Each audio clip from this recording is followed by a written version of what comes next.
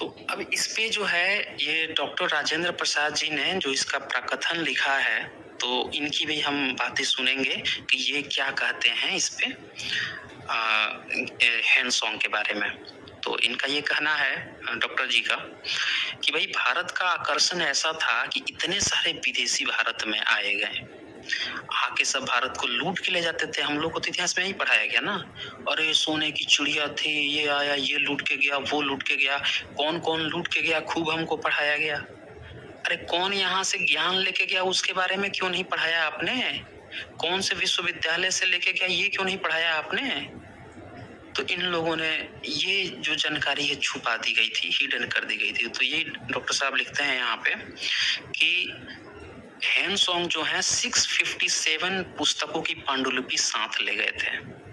आप सोचिए, अब पूरी जिंदगी में आप 657 पुस्तक, इतनी पुस्तकों की पांडुलिपि आप पढ़ते हैं कि नहीं पढ़ते हैं? लेकिन वो बंदा जो है भारत से पढ़ाई तो किया ही किया, इतनी किताबें साथ लेके गया।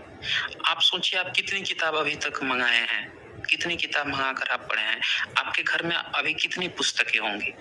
और एक बंदा भारत में आया और जो है भारत से लेके गया तो 657 पुस्तक जो है बांध के लेके गया।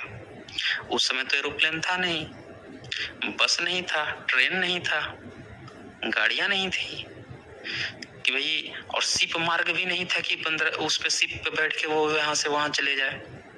तो लोग तो कहेंगे कि यार इतनी किताबें कैसे हम लेके जाएंगे वहां पे। और ये बंदा जो है 657 पुस्तक की पांडुलिपि बंधवाता है और लेके जाता है। सोचिए ज्ञान का कितना कीड़ा रहा होगा, कितने विदेशी लोगों को ये बात का एहसास होगा कि यार हम बुद्ध के देश में आए हैं और बुद्ध से लिखी हुई यहाँ के लोग जो बातें, इतनी सारी किताबें लिखे हैं, इसमें कितना ज्ञान का खजाना है, ले चलते हैं अपने देश में। तो भारत से लोग बौद्धों से ज्ञान ले लेके विदेश में जा रहे थे। जिसको जिस चीज की चाहत होती है वो वही लेगा ना। इनको ज्ञान की चाहत थी तो ज्ञान लेके गए लोग, अब वही बचा ज्ञान। तो आज हम लोगों को पता चल रहा है भारत का इतिहास।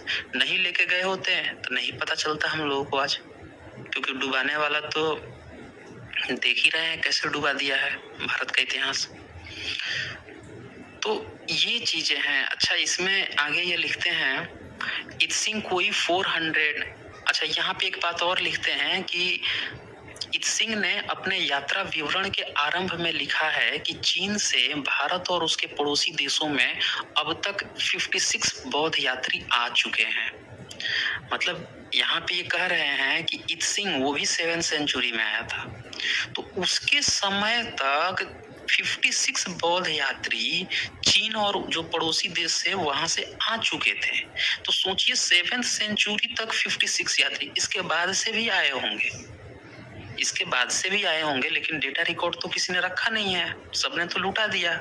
लेकिन इत्सिंग जब तक आया था तब वो बोल चुका है, गारंटी दे रहा है कि हम मुझसे पहले 56 यात्री आ चुके हैं। तलाश हुई है 12, 13, 15, 50 से ज्यादा जो है कोरियन और जापानी यात्रियों के कुछ नोट्स और सबूत मिल चुके हैं। तो ये बात जो है ना हम लोगों को समझना होगा। अब इसमें आगे ये भी लिखते हैं कि इत्सिंग कोई 400 हैंड सॉन्ग 657 बौद्ध ग्रंथों की पांडुलिपियां अपने साथ चीन ले गए थे। तो देखिए एक चीज और ये समझिए कि इत्सिंग भी 400 किताब ले गए थे। हैंड सॉन्ग तो ले ही गए, इत्सिंग भी इतनी किताबें लेके गए थे।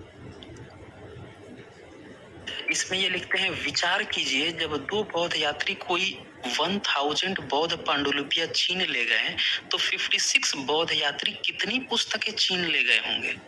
वाकई भारत बौद्ध साहित्य का अकूत खजाना था।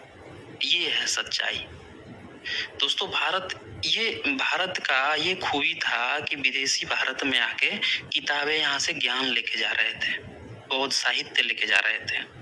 आज हमारे मार्केट में क्या हाल है? आज हम लोगों के हाथों में क्या है? सेलफोन है, कंप्यूटर है, इलेक्ट्रॉनिक डिवाइसेस हैं, इलेक्ट्रॉनिक इक्विपमेंट्स हैं। कौन दे रहा है? चीन का है। पूरा मार्केट चीन के माल से भरा पड़ा है। आज जो है चीन जो है पूरी दुनिया को इलेक्ट्रॉनिक सामान से भर के रख दिया है। कभी वो भारत से यहाँ से ज्ञान लेके जाया करता था। हमने क्या खोया है दोस्तों, ये समझिए।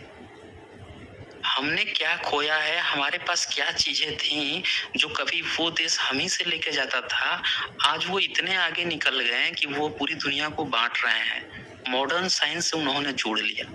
और हमारे देश में हमने क्या किया, हमने बुद्ध को तो खोया ही खोया। अब जो जो बुद्ध के जगह पर हमने जो धार्मिक ग्रंथ, अश्लीलता भरी हुई चीजें जो परोस थी, जो हम लोगों को आपस में बांटी तो बांटी ही, उल्टे साइंस की बजाय स्यूडो साइंस थोप दिया गया। यही तो हमने खोया तो खोया, और पाया क्या, यही तो अंतर है।